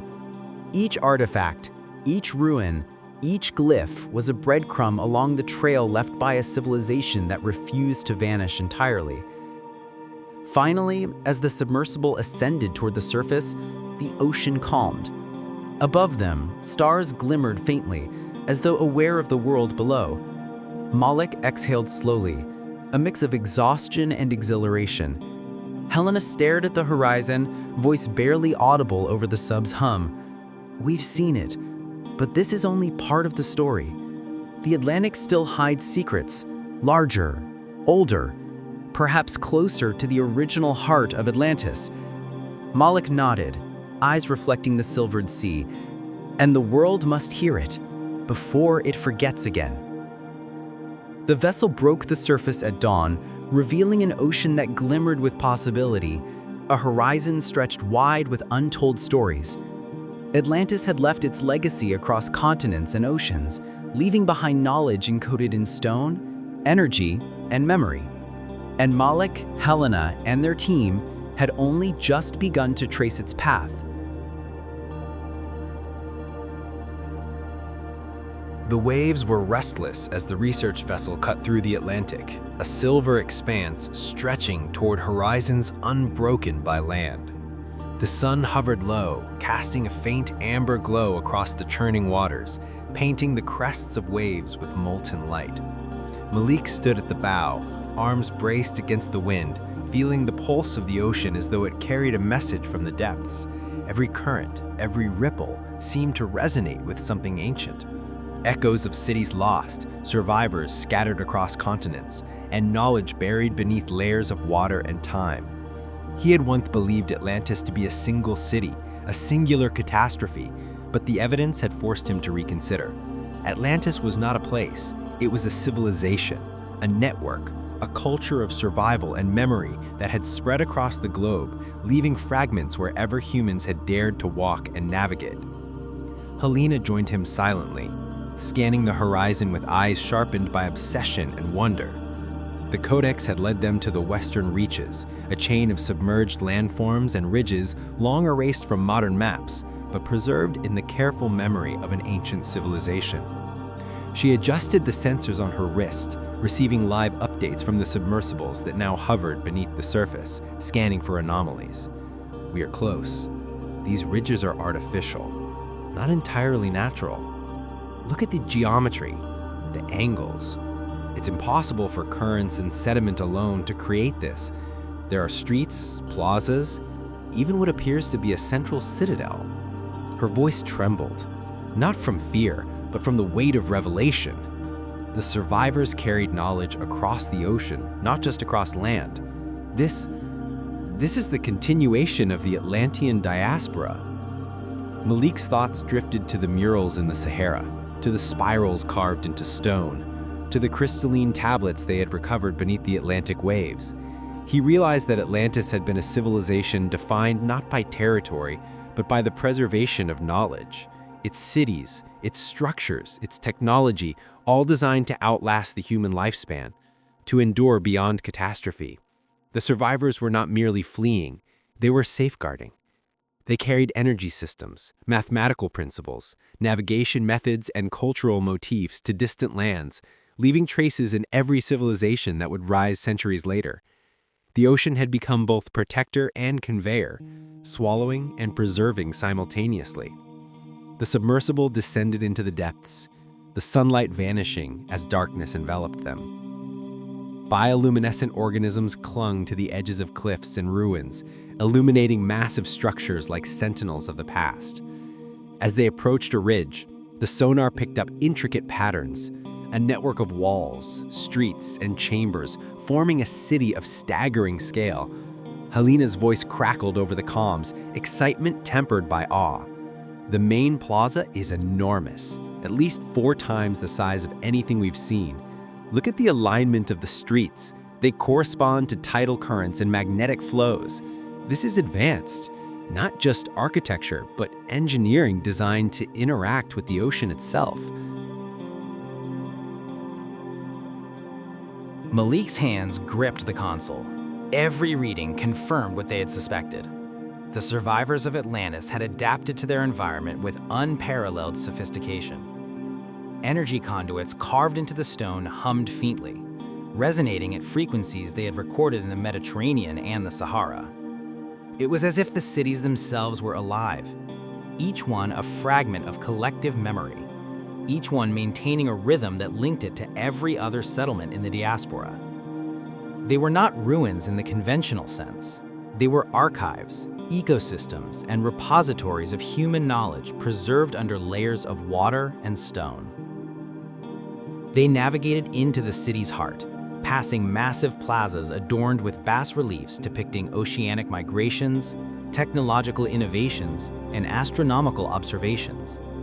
Ships carved into stone bore the same 5-pointed beacon symbols, their sails etched with spirals representing currents and pathways. Scenes of disaster were juxtaposed with ingenuity, energy devices, water channels, and observatories, showing that the survivors learned from catastrophe, applying lessons across generations. Helena noted the consistency. Every city preserved in the codex bore these dual motifs of warning and guidance, memory and hope. A tremor rippled through the seabed, faint at first, then increasingly pronounced. Malik adjusted the submersible, maintaining stability as sediment clouds rose around them, obscuring visibility. Helena shouted translations, her voice urgent. "It's the energy grid. The city's heartbeat is stabilizing. The currents are activating the conduits." The walls glowed faintly, responding to the electromagnetic field of the submersible, resonating in harmony with our instruments. It was a message in energy. The city remembered its creators, acknowledging their presence and perhaps testing their readiness. Deeper into the citadel, they discovered chambers filled with crystalline tablets and stone slabs, each etched with symbols, spirals, and star motifs. The inscriptions contained astronomical observations, tidal calculations, and principles of energy manipulation.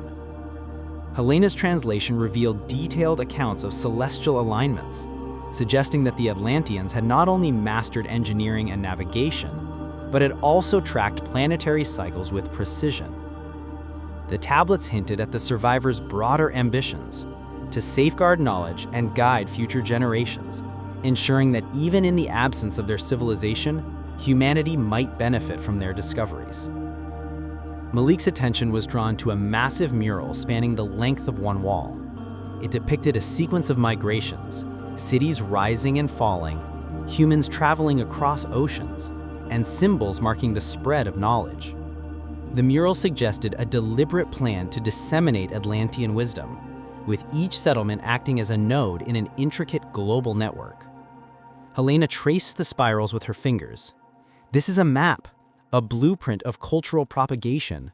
They weren't just surviving, they were teaching, encoding knowledge, shaping humanity's future. As they documented the mural, a sudden vibration surged through the submersible. Energy readings spiked, and the walls glowed brighter, illuminating previously hidden carvings. Helena gasped. They're responding. The city, it recognizes the presence of consciousness aligned with theirs.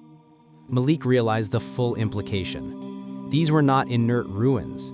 The cities themselves were interactive, attuned to energy and memory, preserving not only history, but also a living consciousness encoded in crystalline matrices. Hours passed as they navigated corridors, plazas, and chambers, cataloging the city's architecture, technology, and inscriptions. The deeper they went, the more they understood the sophistication of Atlantean engineering. Water channels directed currents to power crystalline nodes. Energy conduits distributed pulses throughout the city, harmonizing with the natural electromagnetic field. Observatories aligned with celestial markers allowed precise calculations of tides, planetary cycles, and even eclipses. Every element reflected a civilization aware of its fragility, adapting with intelligence and foresight to ensure continuity. Eventually, they reached the central chamber, the heart of the city. A massive crystalline structure, spiraling upward like a living organism, pulsed with faint light. Helena whispered, "The core, the Atlantean archive of the West. This is the culmination of their diaspora. Every migration, every city, every fragment of knowledge converges here." The submersible sensors detected immense energy flows, subtle yet undeniable, indicating that the city's memory systems were still active, safeguarding information from across time and space. Malik and Helena documented the core meticulously, aware that they were standing before a civilization that had transcended collapse, leaving a legacy of knowledge encoded in stone, crystal, and energy. The implications were staggering. The spread of human civilization, the similarities in architecture, myth, and navigation across continents, and even early technological advances could all trace lineage back to this Atlantean network. As they prepared to ascend, the currents grew turbulent, almost as if the city were bidding them farewell or testing their readiness to carry its memory into the world above. The submersible struggled against the pull, navigating the labyrinthian streets as sediment clouds rose around them. When they finally broke the surface, the Atlantic was calm once more, a mirror reflecting the pale light of dawn. Helena looked at Malik, eyes wide with awe. "We've seen only a fraction. The Western Archive is vast, and there are others we have yet to find. The full story of Atlantis, it's still out there." Malik stared across the water, understanding the enormity of their mission. They were no longer just archaeologists or explorers, they were custodians of a legacy spanning oceans, deserts, and continents. Atlantis was not a singular tragedy, it was a testament to human ingenuity, foresight, and the enduring drive to preserve knowledge against the odds of time, nature, and oblivion. As the sun rose higher, glinting off the Atlantic waves, Malik felt the weight of responsibility settle on his shoulders. The journey was far from over. The final chapters of Atlantis awaited, secrets submerged in other oceans, ruins yet to undiscover, and knowledge encoded in ways that might transform humanity's understanding of itself. And, somewhere beyond the horizon, the next city called, waiting for its memory to be heard once more. The first light of dawn broke across the horizon, spilling gold and crimson over a restless Atlantic that seemed to shimmer with secrets just below its surface. Malik stood at the bow of the research vessel, wind whipping his hair and salt stinging his eyes. The journey had brought them from the Sahara's golden labyrinths to the depths of the Atlantic, following the dispersed threads of a civilization thought lost to myth. But now, the final coordinates lay before them, a region beyond the mapped ocean, where sonar anomalies hinted at something extraordinary.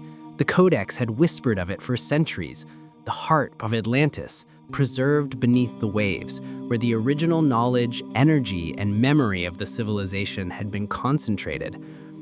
Helena adjusted the submersible's controls, her eyes alight with the same mix of fear and wonder she had felt on every dive. "This is it," she said softly. "Every clue, every symbol, every fragment has led us here. Whatever we find, it will change how we understand the world." The crew moved with practiced precision, preparing for a descent unlike any they had attempted before. The waters here were deep, the currents unpredictable, and the energy readings emanating from the seafloor suggested structures larger and more sophisticated than anything recorded before. Every instrument hummed with a faint resonance, as though the ocean itself anticipated their arrival. The descent into darkness was immediate and absolute. Sunlight vanished within minutes, leaving only the faint glow of bioluminescent plankton dancing around the submersible. The pressure deepened, pressing against the hull like the weight of centuries. As they descended further, enormous structures began to emerge. Towering spires, vast plazas, concentric rings of streets, and monumental gates carved with symbols that shimmered faintly in the submersible's lights. This was no ordinary city. This was the original Atlantis, preserved by the ocean, a memory encoded into stone, crystal, and water. Helena's voice cracked with awe over the comms. "Look at the layout! The energy conduits, the canals, the observatories. This is the culmination of their civilization. Everything we've seen before, the Western cities, the rich hat structure, the Saharan symbols, they were fragments, echoes of this place." Malik leaned closer to the viewport, realizing the scale. The city extended in every direction.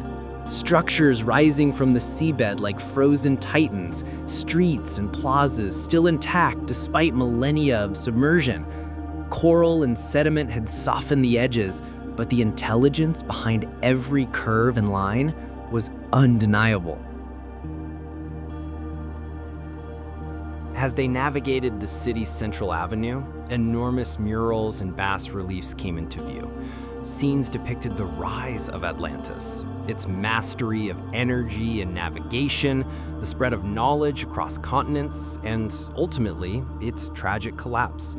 Ships sailed across oceans, stars were charted with precision, and crystal-powered devices hummed with life.